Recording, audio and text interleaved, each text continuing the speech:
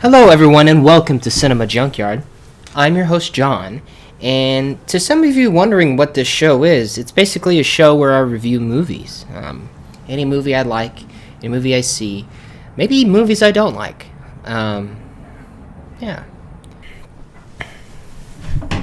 Hold on. Before we get into the review, I have to eat.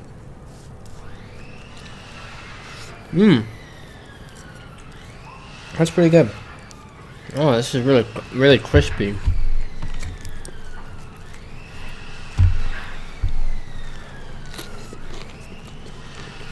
Oh yeah, that's good.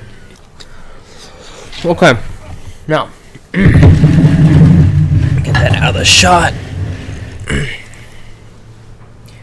With the amazing dumpster fire that the year 2020 has been, this year's been so crazy. There's been one positive thing to come out of this year, and that is the movie Tenet. That was a good 2020 joke, man. You gotta give it to me. Gotta give it to me there. Oof. Directed and written, I know that I got it backwards, but same thing, directed and written by Christopher Nolan, Tenet. It's a movie about the protagonist, played by John David Washington, whose main goal in the film is to stop World War III in the future.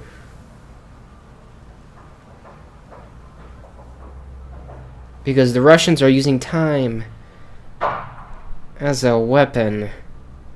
Now, I know that sounds a little weird, a little confusing, but we'll pour into it. Now, this is going to be a somewhat spoiler-filled review. It's not going to be crazy spoilers, but I'm going to spoil some of the scenes. But I'm not going to, spoil the huge plot. So you can stay if you want to. You haven't seen it. But go see it, then come back and watch this review. So, it's a great movie. It's a very, very big clusterfuck of a movie, but, in a good way. To me, this film is more about the spectacles and the concepts rather than the story and the characters. Now, the spectacles and the concepts, might I say, broke new ground. There's some pretty crazy and amazing scenes in this film. Like, there's a scene where all the good guys are fighting the Russians in this city, and there's a building. And one of them, they get an RPG, and they shoot it, and the building explodes. But then something happens with time, and the building, so it's exploded, and then it builds back up again. And somebody shoots it again, and then it explodes, and it all happens in one shot. It's like, it's kind of cool. I never seen nothing like that in a movie. It's pretty cool. I think that Nolan really is breaking new ground with this. Like, we could see some new types of movies soon. I'm sure he's inspired so many filmmakers already with this. Now, it's really fun watching the movie, but the plot is a little too crazy. So, in the beginning, it sort of makes sense, like in the very, very beginning, when they explain the World War III thing, how they're trying to stop a war in the future, and then they sort of go into the, the physics of the inversion of time, where, I don't know, it's really strange. Like, you just hold your hand, and then the bullet comes up, and then it's like, what? It doesn't really make a lot of sense. Not like that. Well, it doesn't make sense, really, because I guess it's not like a real thing, but it's just in the movie. I don't know. But the interesting thing about the part that it doesn't make sense is that Nolan talks about it in the movie. Not himself, but, the characters do. And there's a couple lines in the movie where the character's like, to understand the nature of this war is to lose the war. And then there's another line where they say, don't try and understand it, feel it.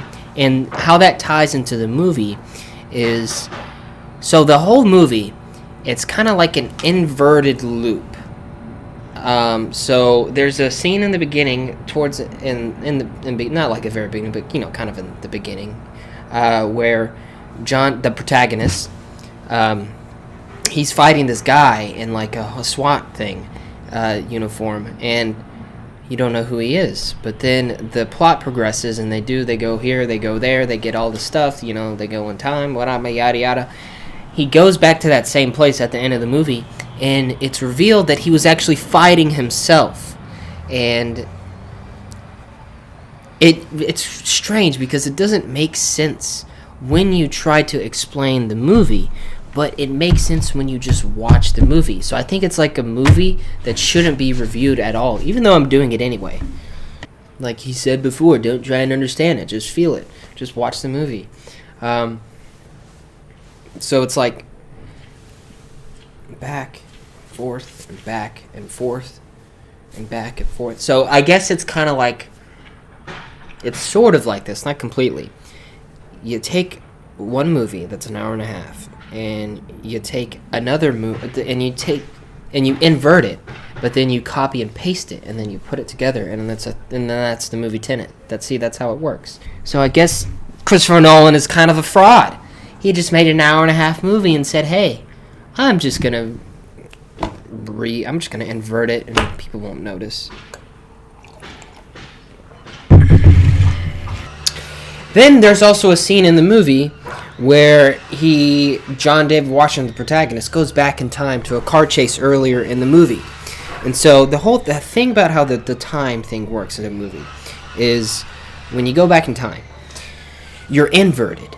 Your whole body is inverted, so your lungs, they kind of breathe backwards. It's like, I don't know.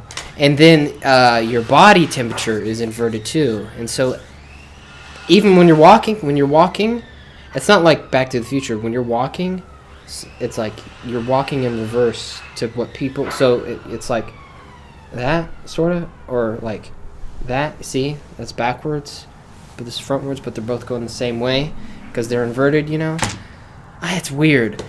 But anyway, so he has this car scene. He has this car chase scene when he's inverted back in time. And then the car flips... Oh, Dad. So he has this car chase scene, and eventually his car gets flipped over.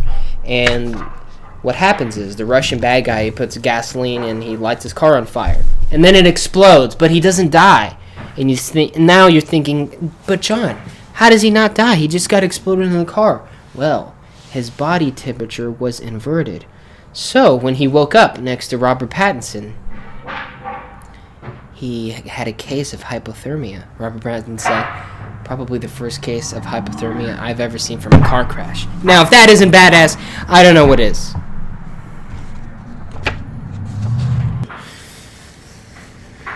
It's kind of cool. But that's kind of all the movie really is. It's just really fun set pieces. Very, very creative fun. I will say that. Very innovative set pieces and action sequences. But the film kind of suffers with the characters because they're not really too deep. There's not a lot of motivation besides the world is going to have a World War III, so we got to stop the bad guy. I mean, I guess that's just all action movies, but no, not all action movies. You can have an action movie with heart and character, but I don't know, the protagonist, it's just like he's badass, and that's it, There are some scenes where they do get into the characters, they do bond a little bit, but it's over trivial things like Coke and watches, which, I mean, it's cool for the film, I get. It looks nice, it's fun, but it's kind of shallow. Like, there's no scenes of them just riffing around like the main characters, and, maybe that's how CIA people are in real life. They just care about the mission, they don't really talk to each other about families. But, I imagine they would because they're human, but... Basically, the film doesn't really have strong characters. That's what I'm trying to say. And it could be a very, very, very, very good movie, but they really failed, I think, with the characters. I mean, they're cool, and they do cool things, and they look cool, but, they're a little... I don't know. They're not... Yeah, there's nothing memorable about the characters, I would say. Yeah. My rating for this movie has fluctuated. When I first saw it, I was just shocked and appalled about how awesome it was to watch this movie. Like, a movie where the building explodes and then it rebuilds itself with time and then it explodes again. Like that, I've never seen that in a movie before.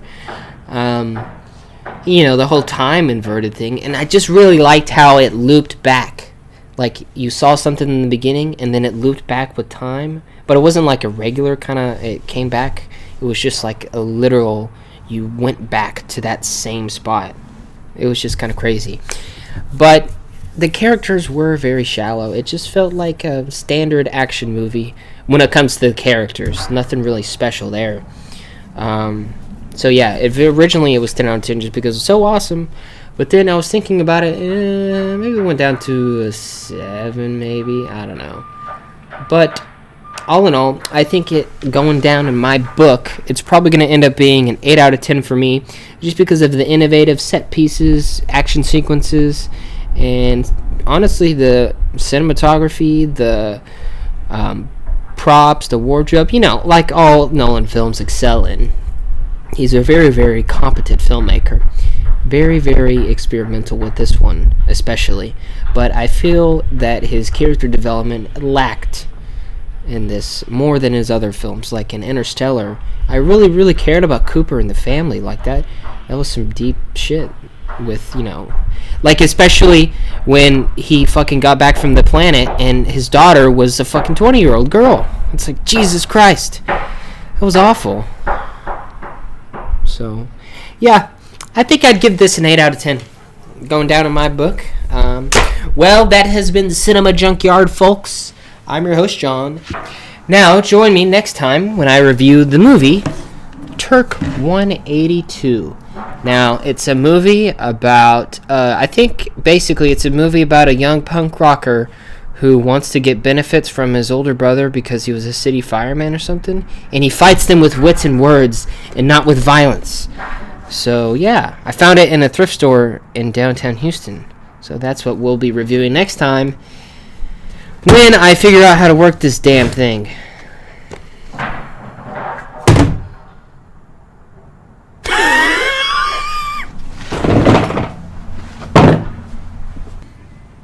I guess they figured out in the future that there's going to be a World War III.